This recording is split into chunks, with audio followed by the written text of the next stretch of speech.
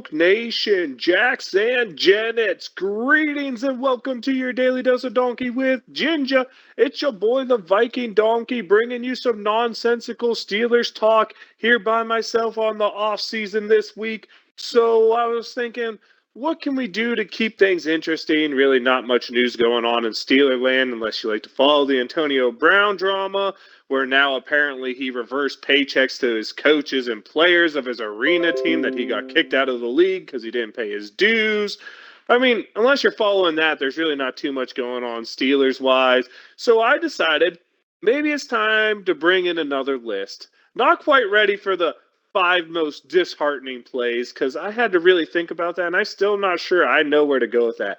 But I decided I'm going to do my top 5 Pittsburgh Steelers players since the turn of the millennia. That means after the year 2000. That means some players who maybe should make the list, and guys that I know are top guys like Jerome Bettis aren't going to make the list because, well, let's be honest, most of his career was done before the turn of the millennia. So, we're making this list. I have some honorable mentions that were the guys who I, probably round out the top 10 for me, although maybe they'd be switched a little, but they were the 5 names that were the hardest for me to leave off the list. And then I was like, but who else are guys, I started thinking, that should make this list that didn't? I mean, the Steelers so rich, so deep in players. You could talk guys like Ryan Clark, you won't even talk about, but maybe let one of the names that's going to show up do his job. You got guys like Ike Taylor, James Ferrier, just names who, when you grew up in this era, were iconic Steelers. You're not going to forget. You got offensive line decade players like DeCastro and Pouncey that don't even make the honorable mentions for me. You got defensive linemen like Aaron Smith and Brett Kiesel, who has to make it just for his beard alone. You got running backs out the wazoo who had good but short stints during this time frame. Jerome Bettis, Fast Willie Parker, you're talking Le'Veon Bell. There's just so many good inspirational stories. James Conner coming back to the Steelers and having a good 3-4 year stretch. You had Mendenhall, who was a pretty strong back, but he doesn't fit that tier that we're talking before. You're talking these big time Steelers players who, when I went to make the list, weren't even guys who made it into my head, which is just crazy to think about the wealth of talent the Steelers had here. The potential guys who injuries derailed careers like Ryan Shazier.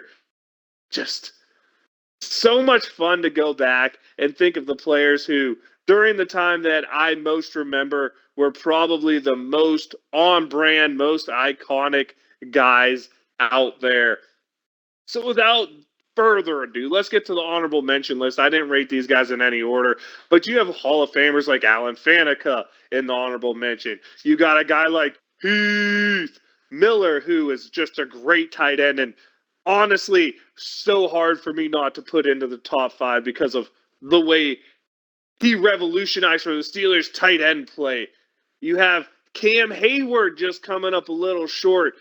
Absolutely been a stud and a leader for this Steelers defense for going on a decade now. A guy like James Harrison, who has one of the most memorable plays in Steelers history, a huge sack guy, a dominating force, also doesn't make the list. And then, of course, my personal one that was hard for me to leave out because the way he was the field captain for the Steelers, the way he played downhill, and the way you could not run on the Steelers because Lawrence Timmons, the law dog, was going to meet you in the hole. Just absolutely hard for me to leave him out of this list. But my Bumblebee jersey, probably my favorite Steeler of that time. Just sorry, not quite enough there. So that means we're going to get into it. We're going to get into this top 5. I'd love for the community to leave me their top 5 Steelers of the millennia in the comments. Gingy Laskers, if you're here, I'd love you guys to come on and give your top 5, and we can have a debate on who should be where and why they should be there. But I got to start my number 5, a guy who hasn't got one yet but deserves one. Generational talent in terms of blocking at the wide receiver position, arguably the best of all time, blocking at the wide receiver position. And you add that into a guy who could throw the ball on some trick plays, as I believe he played a little bit of quarterback in college, a guy who caught over 10,000 yards receiving in his career. That is none other than Hines Ward. Hines Ward doing all of his damage at Heinz Field just had to make sense. A match made in heaven and a great generational receiver for your Pittsburgh Steelers. Hopefully, that nice little bust in the hall there in Canton, Ohio is soon to come because it is well deserved and should be there. Now, originally I had someone else at number 4, but after I thought about it for a while, I was like, this person has to be number 2. So I had to slide down a couple people, and that means the current absolute stud on the Steelers defense, TJ Watt, falls down to number 4. And I'm sorry, but if you watch any modern Steeler game, you know how important this guy is. And now, premise here, I expect him to add more onto his career so he could move farther up this list. But honestly, if his career were to end right now, he would slip off this list, and you would see probably James Harrison or Cam Hayward slide up into it because I think the Steelers, you have to have a pass rusher in the top 5. And right now, for me, that is TJ Watt. The way his career is taking off, the accolades he's already won, the sack numbers he's already put up are outstanding, insane. And unless something crazy happens, he is going to absolutely rise on this list. Just look, what was it? The Steelers had lost like 13 or 11 games without him before they finally won one last year. Just with and without TJ Watt, the pass rush numbers are so absolutely insane. And I'm not sure I've seen a guy better at getting to the quarterback in a single season ever than TJ Watt in that 20 plus sack season. He's just a nuts pass rusher out there. And you're talking, we grew up watching guys like Joey Porter, Lamar Woodley had a great year in there. James Harrison had a bunch of great years in there. Just no one holds a candle to what TJ Watt has done in his short time, albeit so far as a Steeler. That means at number 3, we have, to me, the Steeler who, and it's hard to say this, there was very few times where you would say that there was a Steeler who was the best player on offense and it wasn't Ben Roethlisberger. I mean, yeah, Le'Veon Bell did some nice running things, but that line was really good. And you saw that because D'Angelo Williams or whoever the backup was would put up great numbers. But a guy who really helped Ben's twilight years go smooth until he ran himself off the rails by being crazy is Antonio Brown. He comes in at number 3 for me. I've already talked about him in some of the greatest plays, how he just was the prototypical Steeler to me, a late draft guy, an undersized guy, but the guy who has just a fight that you cannot stop. Just the winner's mentality, and that is none other than Antonio Brown, the things he's done with Ben Roethlisberger at the end of his career, or towards the end of Ben's career, I guess I should say. And this is a guy who statistically, you put up the start of his career to any wide receiver, there are almost none better. I mean, his numbers were very comparable to Jerry Rice. Not as many touchdowns, that's for sure, but the receiving yards, over 10K through it. And you have to remember, his first 2 or 3 years, he wasn't even a huge part of the offense. He wasn't a huge receiver in there. And luckily for us, Mike Wallace turns down the money, so that contract gets moved on to Antonio Brown.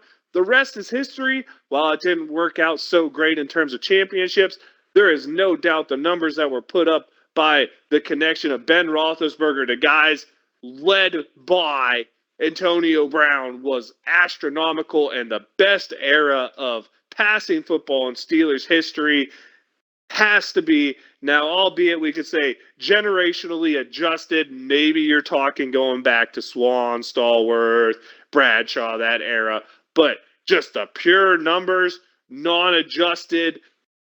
No doubt the best show the Steelers have ever put out was these guys. Let's hope this new crew we have rolling in can do something like it, because nothing we've seen like that before. And Antonio Brown, Antonio Brown's ability to just beat the double team constantly, catch the ball in traffic with his size, take a hit, hold on, stretch for that extra yard, puts him there because when I think of iconic Steelers, I think of him. And even the way he went out is iconic because you are not going to forget Antonio Brown, whether you're a person who hates him because of the theatrics at the end or a person who loved him because of the way he worked hard and made himself who he was at the beginning. The fact is, that dude, in my opinion, belongs on a list like this.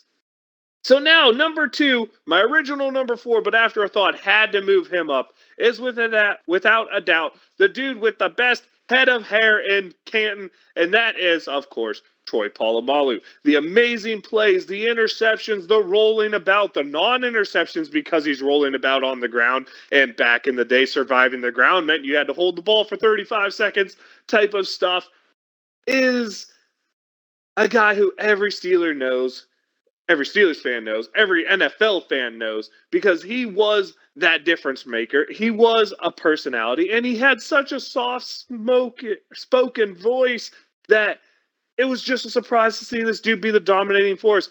Remembering him jump over the line at the goal line to make those stops, those iconic plays, though he did it early a couple times, but that's who made Troy.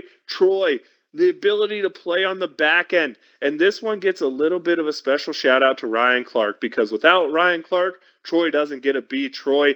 So, special shout out here because he had a partner in crime that let him do what he needed to do. But let's not overshadow the fact that a Hall of Fame career was had there. Arguably one of the top five safeties of the whole millennia, probably.